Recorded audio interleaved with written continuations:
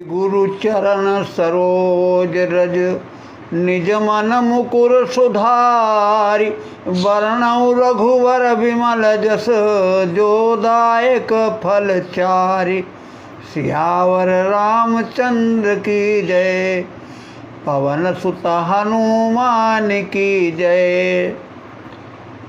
प्रभु राम अपने छोटे भैया लक्ष्मण से शरद ऋतु के विषय में बात कर रहे हैं। उसी का क्रम आगे बढ़ाते हुए आगे कहा भगवान ने कि गुंजत मधुकर मुखुर अनूपा सुंदर खगरव नाना रूपा। कि हे लक्ष्मण, शरद ऋतु आने पर जब कमल खिल जाते हैं तब उन कमलों पर भौरे अनुपम शब्द करते हुए गुंजायमान रहते हैं। जैसे पक्षियों के नाना प्रकार के सुंदर शब्द पेड़ों पर सुनाई देते हैं। निर्गुण का गान कौन करता है, किंतु जब वह सगुण बन जाता है तो भक्त लोग उसकी लीलाओं का गान करने लगते हैं। अगली चौपाई में प्रभु कहते हैं कि चक्रवाक मन दुख निसिपेखी जिमि दुर्जन पर संपत्ति देखी। रात्रि आने पर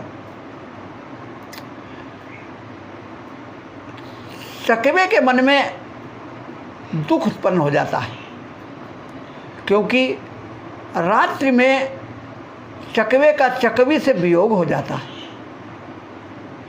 ऐसी मान्यता है कि दिन में तो ये पक्षी दोनों साथ साथ रहते हैं, लेकिन रात आने पर एक तालाब के इस किनारे पर और दूसरा उस किनारे पर पहुंच जाता है। तो जैसे ही रात आती है तो चकवे के मन में दुख पैदा हो जाता है। ठीक उसी प्रकार जैसे दूसरे की संपत्ति को देख करके दुर्जन के हृदय में दुख पहुंच जाता है, क्योंकि दुष्ट जो है दूसरों की संपत्ति को देख नहीं सकते और देख करके उनको जलन होती है।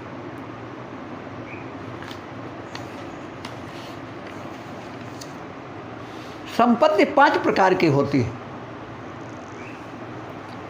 धन संपत्ति, प्रतिष्ठा, शांति, विश्राम माने आनंद और रूप। इन 5 प्रकार की संपत्तियों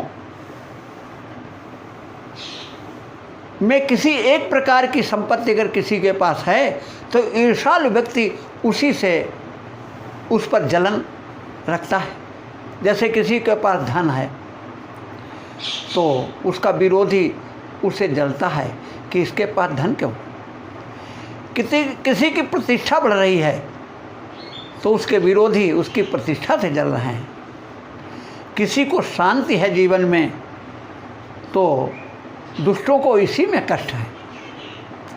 कोई आनंद से रह रहा है तो दुष्टों को उनका आनंद वाला जीवन अच्छा नहीं लग रहा है।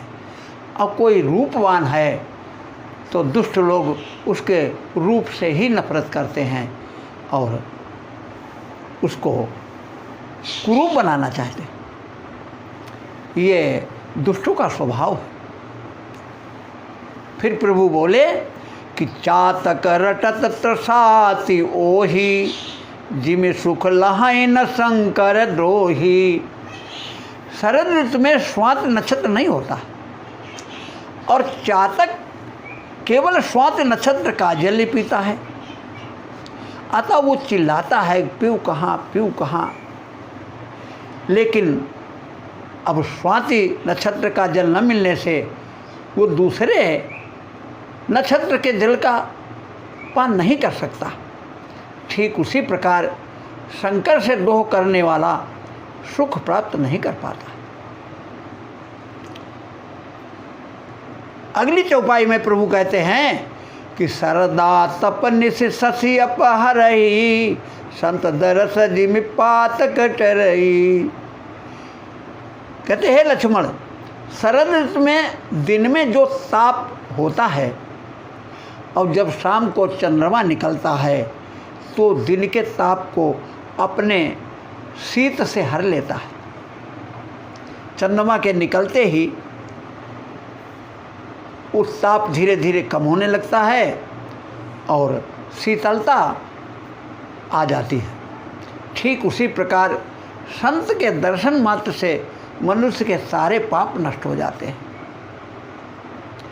देखिए संत का दर्शन कितना महत्वपूर्ण है।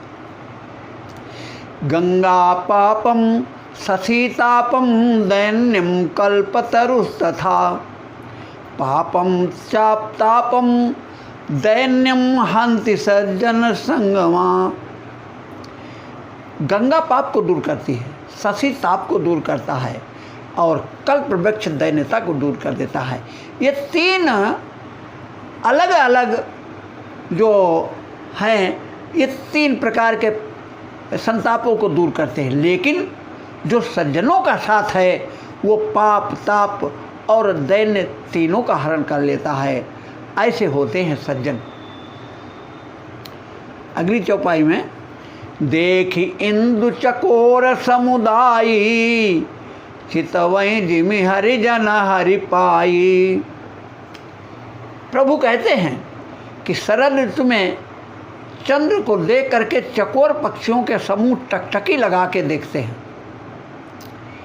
और बड़े प्रसन्न होते हैं, क्योंकि सुना जाता है कि चकोर अग्नि का सेवन करता है जिससे उसके हृदय में जलन रहती है और चंद्रमा से उसको शीतलता मिलती है।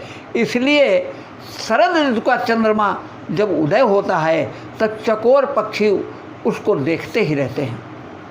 जैसे भक्त अपने भगवान को पाकर के एक टक निहारते रहते हैं, वो भगवान को अपनी आँखों से ओझल होने देना नहीं चाहते। मसक दंस भी से हिमतासा जिमि दिद दुज दोह किए कुल नासा।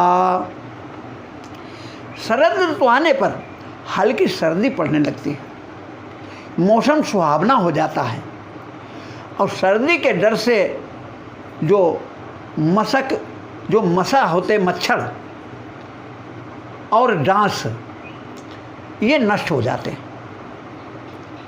उसी प्रकार जैसे ब्राह्मण से द्रोह करने से मनुष्य कुल सहित नष्ट हो जाता है, इसीलिए ब्राह्मण से द्रोह नहीं करना चाहिए।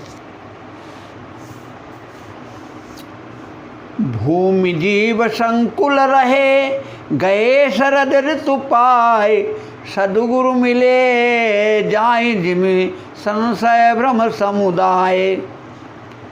प्रभु कह रहे हैं कि शरद ऋतु के आने पर भूमि जो जीव कीट पतंगे ये रह रहे थे वो सब गायब होने लगते हैं, क्योंकि जैसे जाड़ा आता है वैसे बरसात में जो उत्पन्न हुए कीट पतंगे इनका अस्तित्व तो समाप्त हो जाता है और धीरे धीरे वे चले जाते हैं। जैसे सद्गुरु के मिलने पर सभी संशय भ्रम मिट जाते हैं। भगवान का मिलना आसान है किंतु सद्गुरु मिलना कठिन होता है। अगर एक बार सद्गुरु मिल जाए तो सब संशय दूर हो जाता है। गरुड़ को संशय हुआ, जैसे उन्हें काकभूषुंडी सद्गुरु मिले उनका सब संशय दूर हो गया। वो कहने लगे कि देखी परम आश्रम तब पावन गयो मोह संशय नाना भ्रमो। पार्वती जी को संशय हुआ, तूने शंकर भगवान सद्गुरु के रूप में मिले और उनका संशय दूर किया। वे कहती हैं कि नाथ कृपा मम गत संदेहा रामचरण उपजऊ नवनेहा। सुग्रीव को संशय भ्रम हुआ किंतु हनुमान जैसे सद्गुरु मिल जाने से संशय भ्रम सब मिट गए। अतः सद्गुरु के मिल जाने पर संशय भ्रम और मोह सब नष्ट हो जाता है। फिर प्रभु बोले कि बरसागत निर्मल ऋतु आई सुदिन तात सीता कई पाई एक बार कैसे सुध जानू कालऊ जीत निमस महु आनऊ। प्रभु कहते हैं कि वर्षा ऋतु तो बीत गई और निर्मल शरद ऋतु भी बीतने को है, लेकिन हे लक्ष्मण सीता का कहीं पता नहीं लग पाया। एक बार अगर किसी प्रकार सीता का पता लग जाए तो काल को भी जीत करके मैं पल भर में सीता जी को मुक्त करा लाऊं। राम जी को विश्वास था कि वर्षा ऋतु समाप्त होते ही वह सुग्रीव आ जाएगा, किंतु सुग्रीव ने भगवान राम की कोई सुध नहीं ली। अतः भगवान राम ने कहा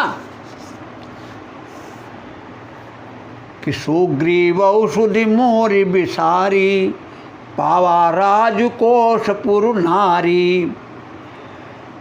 सुग्रीव ने मेरी याद भुलाई दी, क्योंकि उसको राजकोषपुर और नारी मिल गया।